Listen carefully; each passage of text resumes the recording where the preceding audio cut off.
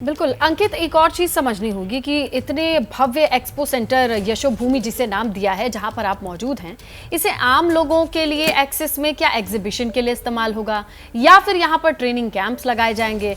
आखिर अगर पूरे देश में कोई बैठा छोटा कामगार हो, इसे देख रहा हो, तो उसके काम में आ सके एक्सेस कैसे तय होगा? थोड़ी और डिटेल्स दीजिए। देखिए, ये हमको आज यहाँ पर दो कार्यक्रम है। पहला जो अभी हम तस्वीर दिखा रहे हैं, जो प्रधानमंत्री छोटे छोटे जो कामगार लोग हैं उनसे बातचीत कर रहे हैं, वो है विश्वकर्मा योजना, जिसके तहत जो है इन कामगारों को, देश में करोड़ों की संख्या में लोग हैं छोटे छोटे काम करते हैं, उनको मदद मुहैया कराई जाएगी।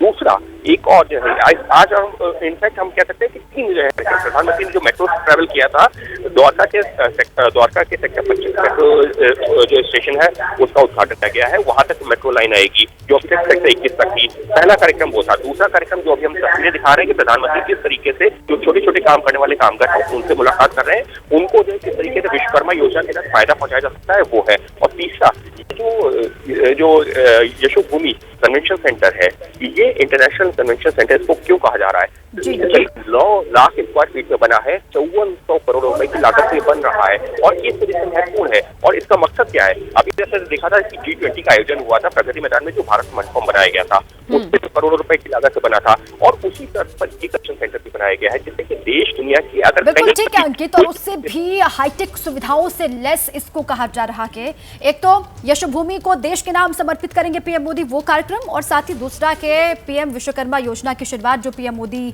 करने वाले हैं, इसी के तहत वो कामगारों से बातचीत कर रहे हैं। आप रहे हमारे साथ, लौटेंगे आपके पास।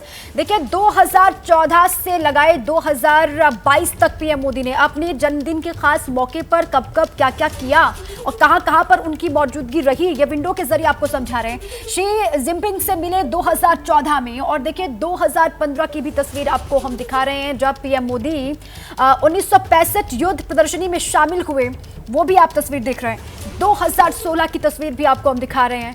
17 सितंबर का मौका था और 2016 में विकास योजनाओं का तमाम उद्घाटन किए पीएम मोदी ने। उसके बाद 2017 की तस्वीर है, आज ही के दिन यानी कि 17 सितंबर को जन्मदिन के खास मौके पर सरदार सरोवर बांध का उद्घाटन किया। और उसके बाद 2018 में पीएम मोदी 17 सितंबर को अपने जन्मदिन के मौके पर काशी विश्वनाथ मंदिर में पहुंचे और पूजा अर्चना की। बिल्कुल, और इसके साथ आता है साल 2019। 2019 की भी तस्वीर आप देखिए तो आपको पता चलेगा कि बटरफ्लाई गार्डन पहुंच करके अपने जन्मदिन को मनाते नजर आए थे प्रधानमंत्री नरेंद्र मोदी। आइए 2020 में किस तरीके से जन्मदिन को मनाया था, तो कोविड सेवा दिवस के रूप में इस दिन को उन्होंने मनाया था। एक बड़े से ग्राउंड में लोगों के साथ किस तरीके से योग किया, स्वास्थ्य पर जोर दिया, वो आपके सामने थी। एससीओ की बैठक में शामिल होने वाली जो तस्वीरें थी, ये जन्मदिन के मौके पर 2021 से सामने आई थी। और 2022 का आप जिक्र करें तो कूनो नेशनल पार्क में चीते छोड़े गए थे। वो तस्वीरें भी पूरी देश और दुनिया ने देखा कि कैसे कूनो नेशनल पार्क में ये चीते बाहर से लाए गए और उन्हें छोड़ा गया। और बीच में जो सेंटर ऑफ अट्रैक्शन है, आज के दिन की हम बात कर लें, जो तस्वीर आप देख रहे हैं वो लाइव है। आज ही के दिन जन्मदिन का ये मौका है और विश्वकर्मा दिवस भी है, तो इस पर प्रधानमंत्री नरेंद्र मोदी की सीधी तस्वीरें आप यशोभूमि से देख रहे हैं। एक बड़ा सा कन्वेंशन सेंटर जो इंटरनेशनल कन्वेंशन सेंटर है, वर्ल्ड क्लास फैसिलिटी के साथ बनाया गया है और तमाम कामगार लोगों को विश्वकर्मा दिवस के मौके पर विश्वकर्मा स्कीम से जोड़ने की आज से पहल की जा रही है, शुरुआत की जा रही है। तमाम मंत्रियों की मौजूदगी में प्रधानमंत्री नरेंद्र मोदी इस बार भी अपने जन्मदिन को कहीं ना कहीं आम लोगों से जोड़ करके जरूर मनाते हैं, आम लोगों के बीच पहुंचने की कोशिश रहती है। और यहाँ पर आज के इस दिन पर कामगार हाथ जोड़े लोग ये आपको दिखाई दे रहे हैं। ये लोग छोटे छोटे स्टॉल्स लेकर आए हैं, छोटे छोटे गिफ्ट्स लेकर आए हैं और अपने अपने स्टॉल्स की जानकारी दे रहे हैं। हमारे सहयोगी अंकित लगातार नज़दीक से रिपोर्ट कर रहे हैं और एक चीज़ देख रहे हैं। अंकित, ज़रा समझाइए कि कितने तरीके के कामगारों को यहाँ आमंत्रित किया गया, उनके छोटे छोटे स्टॉल और डेमोन्स्ट्रेशन इस वक्त स्क्रीन पर दिखाई दे रहे हैं।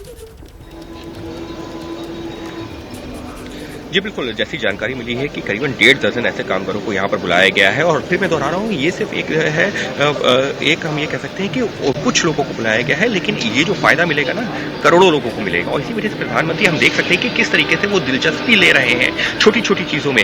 जो घरों में जो बच्चों के लिए छोटे छोटे खिलौने आते हैं वो बनाने वाले, जो नाई का काम करते हैं, ये वो लोग हैं जो कि जो है घरों में कपड़े बनाते हैं, कपड़ों की सिलाई करते हैं। इस तरीके के छोटे छोटे काम जो है लोहा से जुड़ा हुआ काम करते हैं, जो अभी हम देखा था कि लोहे के हथियार जो बनाए जाते थे पहले, उससे जुड़ा हुआ जो काम करते हैं। और अभी ये जो देखिए तस्वीरें कितनी दिलचस्प है, प्रधानमंत्री किस तरीके से समझ रहे हैं कि जो बच्चों के खिलौने होते थे, जो ट्रेडिशनल हमारे खिलौने हैं, हालांकि उसके बाद में बहुत इलेक्ट्रॉनिक गैजेट्स आ चुके हैं, बहुत सारी चीजें आ चुकी हैं, लेकिन जो ट्रेडिशनल जो खिलौने हैं उनको लेकर भी प्रधानमंत्री की अपनी दिलचस्पी है।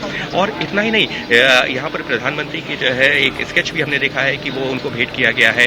उसके अलावा जो जब प्रधानमंत्री लोगों तक पहुंच रहे हैं ना, तो वो जिस आत्मीयता से मिल रहा है उनको समझने की जो क्यूरियोसिटी होती है ना प्रधानमंत्री का, जब भी किसी इस तरीके के आयोजन में पहुंचते हैं तो प्रधानमंत्री अपनी तरफ से जो क्यूरियोसिटी होती है, यानी कि वो खुद जानना चाहते हैं कि हाँ क्या चीजें हैं, कैसे काम कर रही हैं, किस तरीके से जो है आपको मदद चाहिए, क्या आपको इससे फायदा होगा नहीं होगा, आपको इस योजना के बारे में क्या पता है, ये तमाम चीजें पहुंच रहे हैं, पूछ भी रहे हैं लोगों से। और इसी वजह से ये योजना इतनी ज्यादा जो है महत्वपूर्ण होती है।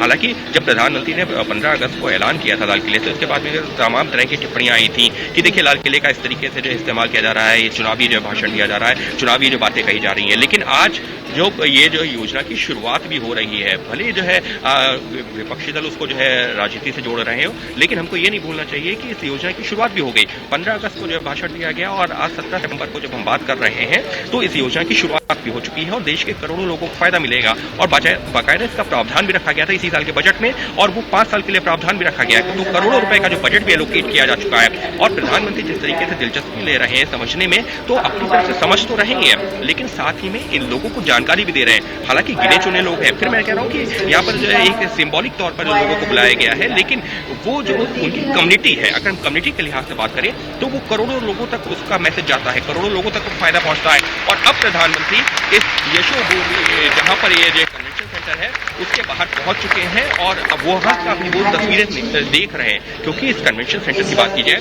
मैं G20 का जब आयोजन हुआ था जहां पर भारत मंडपम में, मैं वहां पर भी पहुंचा हूं, वहां की भी तस्वीरें देखी हैं, लेकिन यकीन मानिए ये कन्वेंशन सेंटर उससे भी कम किसी हालत में नहीं है। जानकारी तो ये भी मिल रही है कि जो यहाँ LED स्क्रीन लगाई गई है वो दुनिया की सबसे बड़ी LED स्क्रीन है, और जो यहाँ की तस्वीरें हैं वो अपने आप में यहाँ की भव्यता दिखा रही है।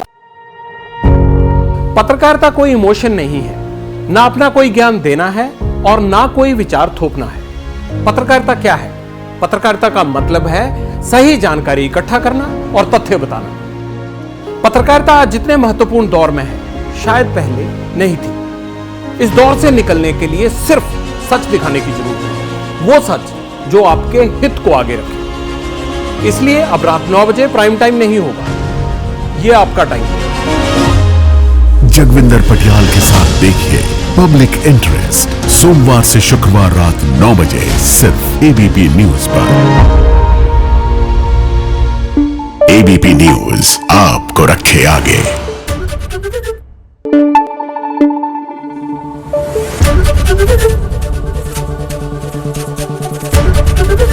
ABP न्यूज आपको रखे आगे।